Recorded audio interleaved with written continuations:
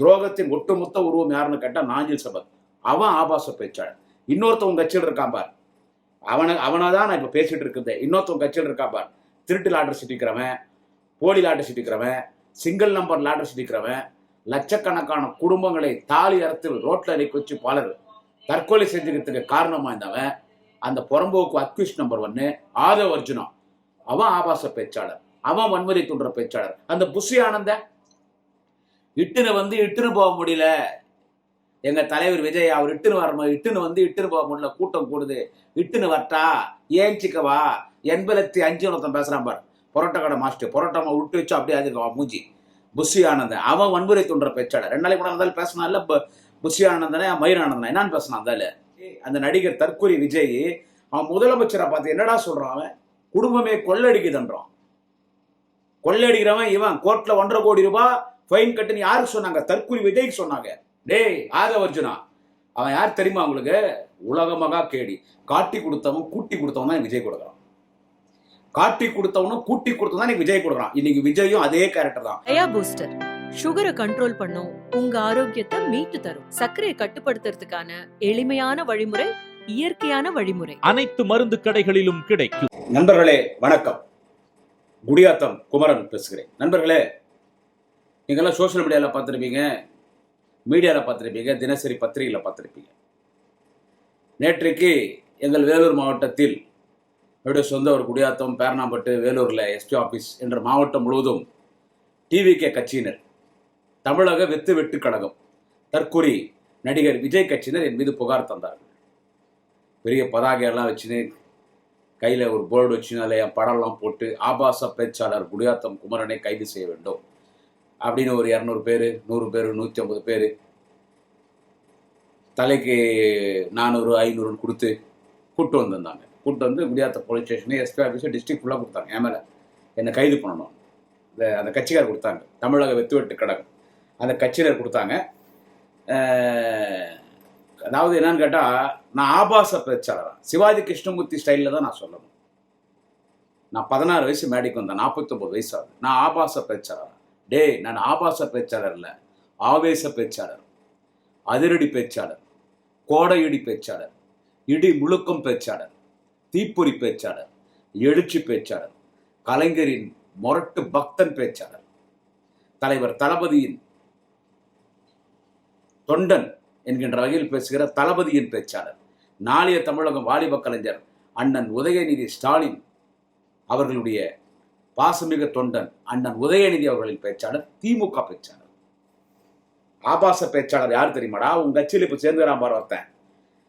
திமுக, மதிமுக, அப்புறமா அதிமுக, அப்புறமா திமுக, இப்ப இங்க வந்திருக்கான் பார் தற்கொலை விஜய் கிட்ட நாஞ்சில் சம்பத்துன்னு ஒரு வாடகை போடுற ஒரு அரசியல் விபச்சாரி. உலகத்தில் இருக்கிற எல்லா கெட்ட வார்த்தையும் அவன் நாஞ்சில் சம்பத்தை நம்ம திட்டலாம். அவன் இன்னொருத்தனை பார்த்து துரோகின்றான்.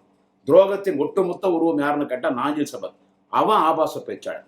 இன்னொருத்தவங்க கட்சியில் இருக்கான் பார், அவனை தான் நான் இப்ப பேசிட்டு இருக்குது. இன்னொருத்தவங்க கட்சியில் இருக்கான் பார், திருட்டு லாட்டரி சிட்டிக்கிறவன், போலி லாட்டரி சிட்டிக்கிறவன், சிங்கிள் நம்பர் லாட்டரி சிட்டிக்கிறவன், லட்சக்கணக்கான குடும்பங்களை தாலி அறுத்து ரோட்ல அடிக்க வச்சு பலர் தற்கொலை செஞ்சுக்கிறதுக்கு காரணமா இருந்தவன் அந்த புறம்போக்கு அக்யூஸ் நம்பர் 1 ஆதவ் அர்ஜுனா.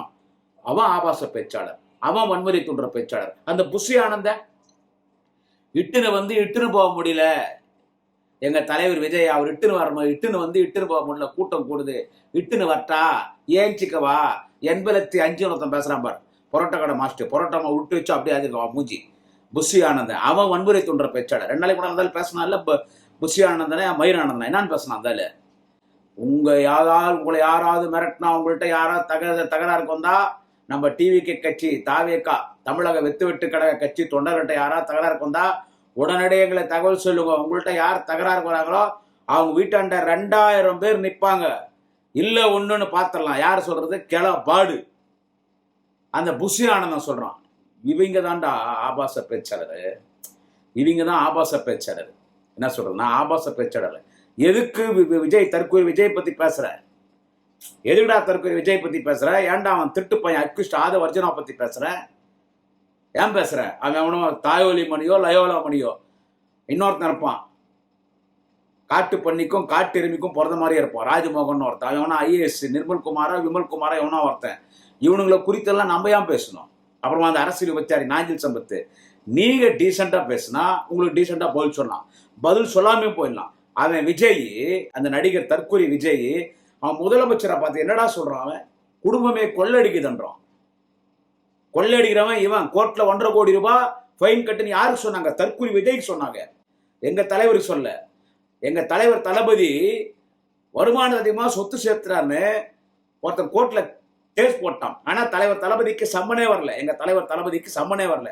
சம்மனே வராம ஐஜி ஆபீஸுக்கு போனாரு. ஏங்க எந்த கம்ப்ளைண்ட் உங்க மேல இல்லையாங்க? டிஜிபி ஆபீஸுக்கு போனார், உங்க மேல எந்த கம்ப்ளைண்ட் இல்லைனாரு. நேரா கோர்ட்டுக்கு போயிட்டாரு.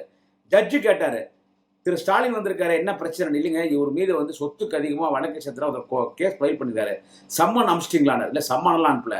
சம்மனே அனுப்பாம ஒரு அரசியல் கட்சி தலைவர் கோர்ட்டுக்கு வரனா இவர் குற்றமற்றவர்னு அந்த அந்த கேஸை தள்ளுபடி பண்ணார். அப்படி தாய்ப்பாலில் தூசிப்பட்டாலும் பொது வாழ்வில் தூசிப்படாத தலைவர் தளபதி அவர்கள்.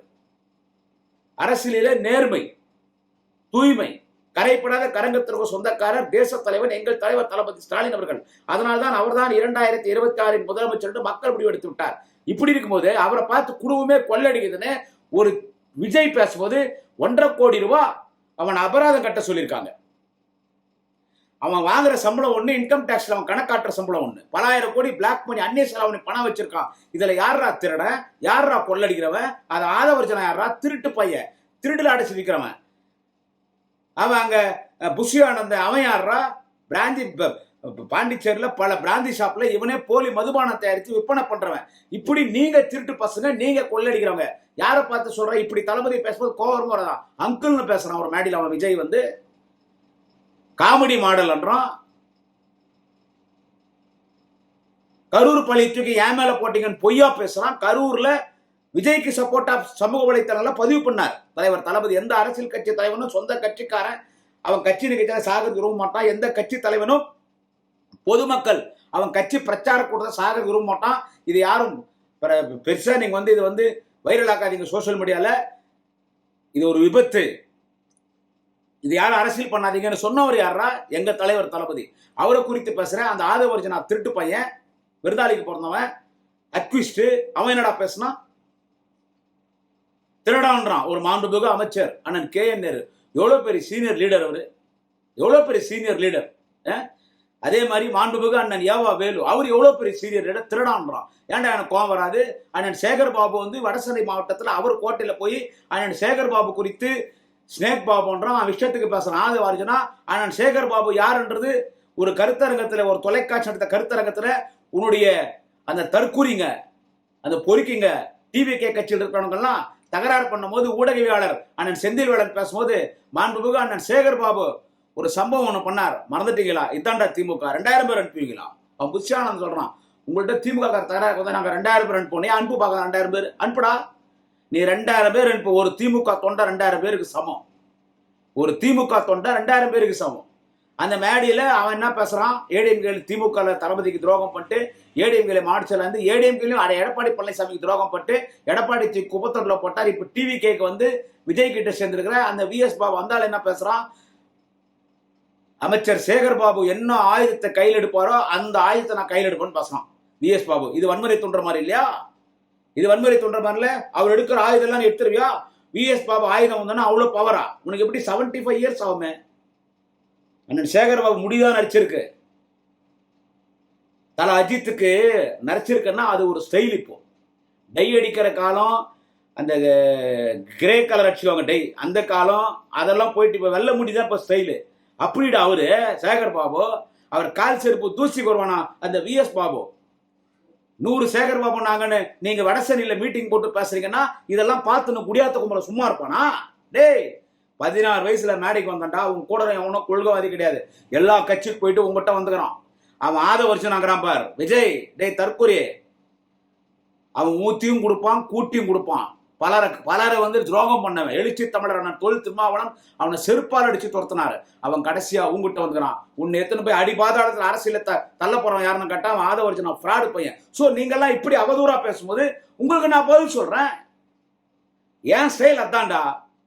According to Kudiyatham Kumaran's law, for every action there is an equal and opposite reaction. For every action there is an equal and opposite reaction. உங்களுடைய ஆக்ஷன் ரியாக்ஷன். அவன் சொல்லு, விஜய் கிட்ட சொல்லு, give respect and take respect. மரியாதையா பேசுவோம், நாங்க மரியாதையா பேசுறோம். எவனோ எழுதி கொடுக்குறத பேசுறவன் தான்டா அவன். நடிக்கிறான் மேடையில. ஏற்கனவே நம்ம இதே சேனல்ல பேசியிருக்கோம். நடிக்கிறான், பேசு, அப்புறமா கொஞ்ச நேரம் அழுவு, கண்ணை முடிக்கோ, திரும்பிக்கோ, கண்ணை கசக்கு, மூஞ்ச கசக்கு, அப்படியே திரும்பி வந்து மொல்லமா மெல்லிய குரல் சாரின்ட்டு பேச ஆரம்பின்னு நடிக்கிறான்டா. ஒரு உணர்வுபூர்வமா ஒருத்த பேசினானா பரவாயில்லடா, அவன் நடிக்கிறான்டா, அவன் நடிக்கிறான்டா. இதனடா நான் பேசினேன். ஒரு பெண்ணு தாலி அவுத்து போட்டாடா. இன்னொருத்தி புருஷனை வச்சுன்னு நான் அவனை தான் லவ் பண்றேன், அவனை தான் பிடிக்கொண்டாடா புருஷனை வச்சுன்னு. இன்னொருத்தி புருஷனை வச்சுன்னு நான் அவனை லவ் பண்றேன், அவன் கூட குடும்ப நடத்துற குழந்தை பெத்துவான்னு பேசுறாடா. இன்னொருத்தி எனக்கு 2வது அப்பான்னு பேசுறாடா. இன்னொருத்தி குழந்தை ஐசோல சேர்த்திருக்கேன், அந்த குழந்தை செத்தாலும் பரவாயில்ல, எனக்கு விஜய் தான் வேணும்னு பேசுறாடா. இன்னொருத்தி நான் எக்ஸாமுக்கு போயிட்டேன், ஃபெயிலா என் வாழ்க்கையே போனா பரவாயில்ல, நான் விஜயை பார்க்கணும்னு பேசுறாடா. இன்னொருத்தி விஜயை பார்த்த இப்பதான் நான் சுடுகாட்டுல இருந்து எஞ்சி வந்த மாதிரி கேட்டுறான், அவதான் கரெக்டா பேசினான். சோ இந்த மாதிரி ஒரு வாழ்க்கை, ஒரு குடும்பம் ஒரு வாழ்க்கை, ஒரு குடும்பம், கணவன், தன் குழந்தைகள், பெற்றோர். இன்னொருத்தி சொன்னா பார், இன்னொருத்தி எங்க வீட்டுல 9 பேர் இருக்காங்க, நான் விஜய் ஓட்டு போட்டுருவேன், 8 பேர் விஜய் ஓட்டு போடலன்னா அவங்களுக்கு சாப்பாட்டுல விஷம் வைப்போம்னா. அதனாலதான் சொன்னேன், இந்த பெண்களை தான் நான் சொன்னேன். இப்படி பேசுறாங்க பார் இந்த பெண்கள், இது ஒரு காம வெறி, இது ஒரு காம கூட்டம். இப்ப அதான் சொல்வேன். இந்த உலகத்திலே கற்புள்ள பெண்கள், கண்ணகி பிறந்த மண் மதுரை. அது எந்த கட்சியாக இருக்கட்டும், திமுகவா இருக்கட்டும், டிவிக தமிழக வெத்தோட்டு கழகமா இருக்கட்டும், அதிமுக இருக்கட்டும், பிஜேபியா இருக்கட்டும், நாம் தமிழர் கட்சியா இருக்கட்டும், பாட்டாளி மக்கள் கட்சியா இருக்கட்டும், காங்கிரஸ் கட்சியா இருக்கட்டும், 2 கம்யூனிஸ்ட் கட்சிகளாக இருக்கட்டும், மறுமலர்ச்சி திமுகவாக இருக்கட்டும், விடுதலை சிறுத்தைப்படி எல்லா கட்சி, எங்களுடைய கட்சியில கிடக்கும் கொங்கு நாடு மக்கள் கட்சி, இந்திய யூனியன் முஸ்லீம் லீக், மனிதநேய மக்கள் கட்சி, தமிழக வாழ்வுரிமை கட்சி, எத்தனை கட்சி இருக்கு? பல கட்சிகள் இருக்கு. எல்லா கட்சியில் இருக்கிற பெண்களும் கண்ணகிகள் தான், எல்லாமே குடும்ப பெண்கள் தான். இப்படி பேசுறாங்க பார். விஜய் கூட படுத்துன புள்ள பெத்துக்கணும், தாலியை ஊத்து. அப்படிப்பட்ட பெண்கள் வந்துட்டு குடும்பத்தை வந்து அவன் பின்னால போகும்போது இது ஒரு காமம். அதை திருப்பி சொல்லுவேன். அதை திருத்தணும். இவன் இப்படி எல்லாம் பேசக்கூடாது. அதை பார்த்து ரசிக்கிறான். அசிங்கமா பேசுறான் அவன் விஜய். எவனை எழுதி கொடுத்தது பேசுறான். பிஜேபி காரன் எழுதி கொடுத்தானா? யாரா எழுதி கொடுத்தாங்க? இப்படி பேசும்போது குடியாத்த குமரை இப்படி பேசுவான், வேற எப்படிடா பேசுவான்? நீ கம்ப்ளைண்ட் கொடுத்துட்டா பார்த்து பயந்துரும் நினைக்கிறியா? டே, என் வீட்டாண்ட பாட்டாளி மக்கள் கட்சியோட கூட நீங்க பாட்டாளி மக்கள் கட்சி எல்லாம் என் சொந்தக்காரன் தான். அவனுங்களே நான் பார்த்துட்டு அவனா பொம்பளைங்க வீட்டாண்ட தொடப்பக்கட்டை, அப்புறமா வந்து இந்த செருப்பெல்லாம் கொடுத்து அனுப்புவான். சிரிச்சுன்னு உட்காந்துட்டு இருப்பான் உள்ள. அதுங்க போன பிறகு எனக்கு ஃபோன் பண்ண வந்த பொம்பளை 4 பேர் எனக்கு சொந்தக்காரர், யாருக்கு வந்து தெரியல. பிஎம்கே அந்த பொம்பளைங்களுக்கு யாருக்கு வந்தோன்னே தெரியல. அப்புறம் பார்த்தேப்பா நம்ம சித்தப்பா பையன் பெரியப்பா பையன் ஃபோன் பண்ணுவாங்க, காசு கொடுத்தாங்க, போ 10 நாள் குடும்பத்தை நடத்த போ. இதே மாதிரி பிஜேபியில 3rd கிளாஸுங்க, பிஜேபியில 3rd கிளாஸுங்களை அமிச்சான் என் கூட்டாண்ட. நான் உக்காந்து தான் இருந்தேன். எத்தனை கட்சிகள் ஆதரவாளர்கள் என் வீட்டாண்டு வருவாங்க. பிஜேபிக்காரன் எங்க வீட்டாண்டு வந்து கலாட்டா பண்ணாத கட்சிக்காரனே கிடையாது. வெட்டுவேன், குத்துவேன், பெட்ரோல் அடி கொண்டு இவ்வளோ பார்த்தவன் நானு. உங்களை நான் பார்க்க மாட்டானடா.